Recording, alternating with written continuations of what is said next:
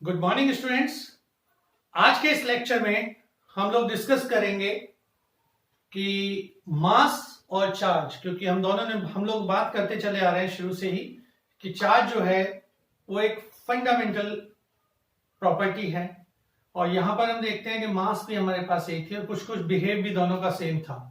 तो आज ये हमारा लास्ट लेक्चर होगा चार्ज का, जिसपे हम लोग चार्ज और मास को दोनों को डिफरेंशिएट करेंगे कि इनमें अंतर क्या है, क्या क्या सिमिलरिटीज हैं, क्या क्या डिफरेंशिएट, इनमें क्या क्या डिफरेंस है, और कुछ दो चार प्रॉब्लम्स डिस्कस करेंगे कि चार्ज के ऊपर कैसी कैसी प्रॉब्लम्स हमसे पूछी जा सकती हैं। तो first of all I discuss the comparison of charge and mass. तो एक तरफ मैं बात करता हूं चार्ज की, एंड सेकंड इधर हम लेते हैं मास। देखिए दोनों ही चीजें अगर मैं बात करता हूं, both are the fundamental quantities हम लोग कहते हैं या इंट्रिंसिक प्रॉपर्टीज, लेकिन इसकी दोनों ही कैसी क्वांटिटी है, ये भी स्केलर है और ये भी स्केलर क्वांटिटी है।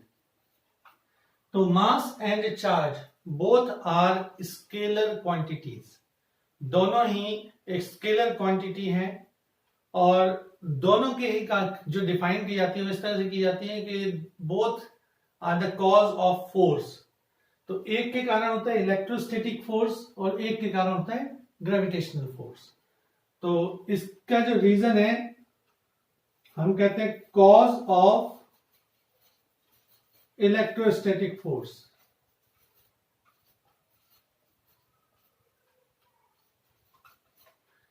चार्ज के कारण नेचर में एक फोर्स एग्जिस्ट करता है जिसको हमने नाम क्या दे रखा है, इलेक्ट्रोस्टैटिक फोर्स। जबकि मास के कारण जो फोर्स होता है वो होता है ग्रेविटेशनल फोर्स। दोनों ही के कारण एक फोर्स जनरेट होता है, इसके कारण ग्रेविटेशनल, इसके कारण मास। अब हमने ये भी पढ़ा हुआ है कि बोथ फोर्स मतलब चार्ज के और मास के दोनों के ही कारण जो फोर्स जनरेट होता है वो क्या लॉ फॉलो करता है, it obeys inverse square law. Means electrostatic force जो है वो भी 1/r², inverse square law follow करता है, that is also obeys the inverse square law. और यहां पर देखें तो ग्रेविटेशनल फोर्स जो होता है वो भी इनवर्स स्क्वायर लॉ को फॉलो करता है, ओबे करता है। तो both are the cause of forces and these forces obeys inverse square law. Next point पे लेता हूं, फोर्थ पॉइंट, कि जो फोर्स है वो चार्ज के कारण टू टाइप्स का होता है, एक अट्रैक्टिव और एक repulsive. To types of force exist करते हैं यहां पर, टू टाइप्स, एक होता है अट्रैक्टिव एंड नेक्स्ट होता है repulsive. One is attractive force and second one is repulsive force. जबकि ग्रेविटेशनल फोर्स, मास के कारण जो फोर्स होता है मैसिव बॉडीज में, वो केवल और केवल अट्रैक्टिव फोर्स होता है, यहां पर रिपल्सिव फोर्स एग्जिस्ट नहीं करता। तो ओनली अट्रैक्टिव,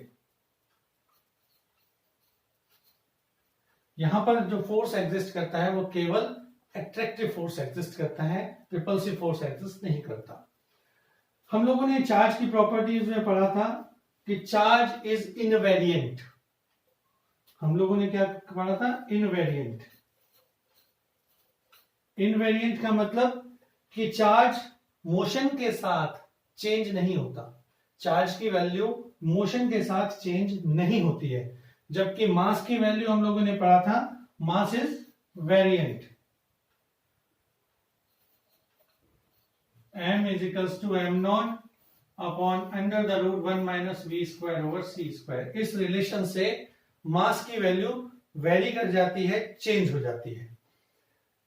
नेक्स्ट, चार्ज हमने पढ़ा था टू टाइप्स के होते हैं, एक पॉजिटिव चार्ज होता है और एक नेगेटिव चार्ज होता है। There are two types of charge, but mass जो है, मास केवल और केवल एक टाइप का होगा, पॉजिटिव। मास कभी भी नेगेटिव पॉजिटिव नहीं होता, mass is always positive and charge is of two type, positive and negative. The seventh difference is basically charge cannot exist without mass। हम लोग कहते हैं, हमने कहा था charge is associated with mass, तो charge can not exist without mass. Charge कभी भी मास के बिना एग्जिस्ट नहीं करता नेचर में, जबकि मास चार्ज के बिना एग्जिस्ट करता है। जितनी भी बॉडीज हैं, अगर हम नॉर्मल स्टेट पे देखते हैं, वो सब न्यूट्रल होती है, जब तक उस पे हम, नॉर्मल स्टेट मीन्स उसमें प्रोटॉन और इलेक्ट्रॉन दोनों सेम होते हैं। जब इलेक्ट्रॉन को सरफेस से बाहर निकाल दें या एक्स्ट्रा इलेक्ट्रॉन दे दे, तब उस पे चार्ज आता है। तो charge can not exist without mass, क्योंकि जो चार्ज होता है उसका मास कितना है, इलेक्ट्रॉन का भी 9.1 into 10⁻31 kg। Charge cannot exist without mass, whereas mass can exist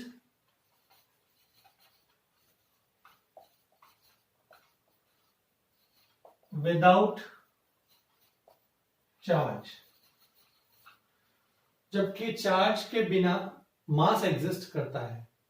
and the last point is accelerated charge particle, जो कि हम 5th यूनिट में जाके पढ़ेंगे इस प्रॉपर्टीज को, कि एक्सेलरेटेड चार्ज पार्टिकल, जो चार्ज पार्टिकल एक्सेलरेटेड होता है, मूव कर रहा है, that charge particle emits radiation.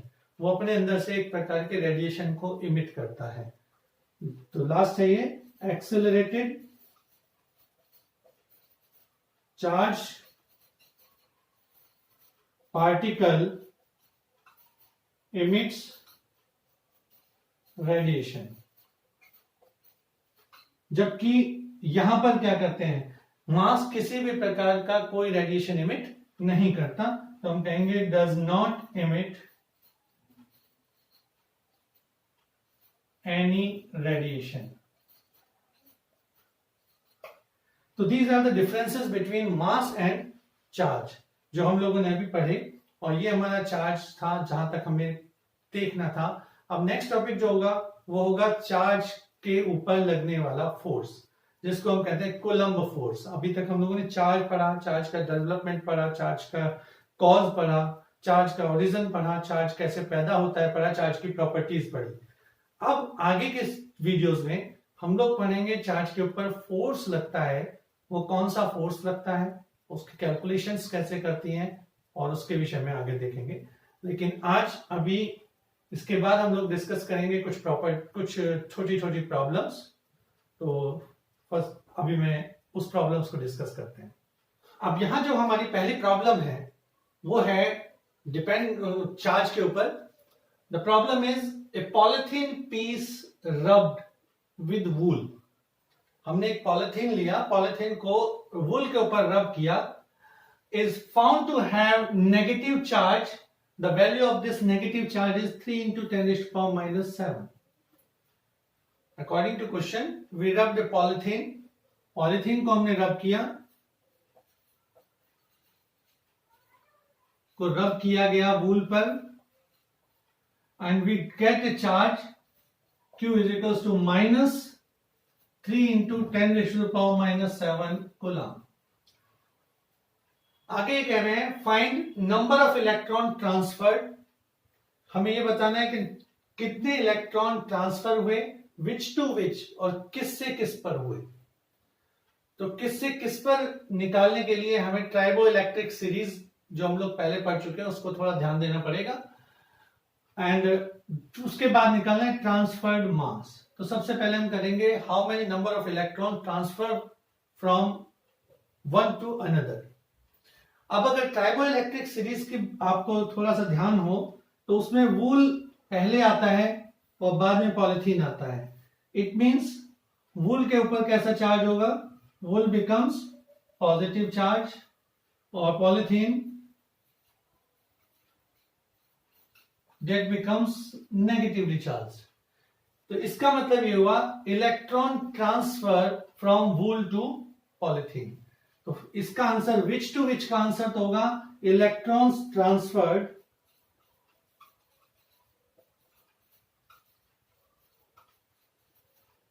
From wool to polythene. अब सेकेंड पार्ट हमें क्या यूज करना है, हमें बस निकालना है कि नंबर ऑफ इलेक्ट्रॉन्स, और नंबर ऑफ इलेक्ट्रॉन्स निकालने के लिए हम यूज करेंगे क्वांटाइजेशन ऑफ चार्ज का। Q is equals to NE, where N is the number of electron. तो N क्या हो गया, N is equals to Q by E.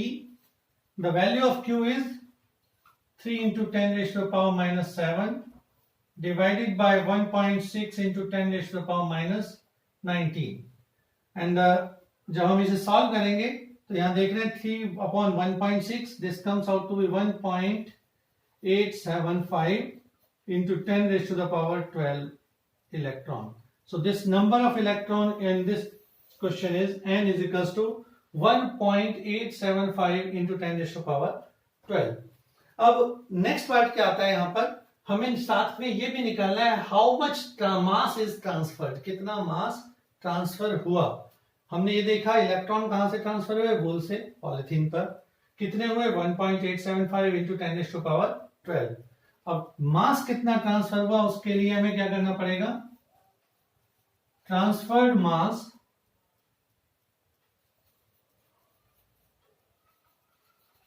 Number of electron into mass of electron. हम इतने number of electron हमारे पास हुए हैं यहां एक जगह से दूसरी जगह, और एक इलेक्ट्रॉन का मास होता है me, तो टोटल मास हो गया 1.875 into 10 raised to the power 12 multiplied by 9.1 into 10 raised to the power minus 31 kg. 9.1 into 10 raised to the power minus 31, this is the mass of electron. Now solve this and the answer is 1.7 into 10 raised to the power minus 18 approximately kg. तो जो mass transfer हुआ वो ये हुआ, number of charge हुए ये हुआ। तो 3 आंसर्स जो इसमें पूछे गए थे, 3 क्वेश्चन वो थे, पहला कि इलेक्ट्रॉन कहां से कहां गया, वूल से पॉलिथीन पर गया, wool becomes positively charge, polythene becomes negatively charge by the triboelectric series. Q is equals to NE से हमने नंबर ऑफ इलेक्ट्रॉन्स कैलकुलेट करे, एंड देन मास कैलकुलेट करने के लिए number of electron into mass of electron. Now the second problem is calculate the total number of positive और negative charge on 3.11 gram of copper penny. हमें यहां पर मास पे given है कॉपर का कि 3.11 ग्राम में टोटल कितना चार्ज होगा, पॉजिटिव या नेगेटिव। गिवन क्या क्या है, यहां पर एवोगैड्रो नंबर गिवन है हमें कि इतने मॉलिक्यूल्स या इतने एटम्स प्रेजेंट होंगे पर ग्राम मोल में।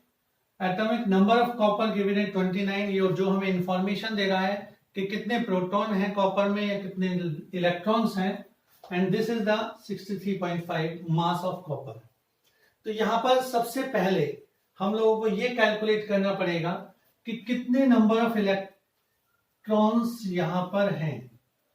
मींस कि जो हमारे पास 3.11 ग्राम है कॉपर का, इसमें टोटल कितने नंबर ऑफ एटम हैं, और इतने नंबर ऑफ एटम में फिर कितने नंबर ऑफ इलेक्ट्रॉन्स हैं। तो नंबर ऑफ एटम्स निकालने के लिए हमारी हेल्प के लिए यहां पर हमें पता है एवोगैड्रो नंबर, तो हम कह सकते हैं नंबर ऑफ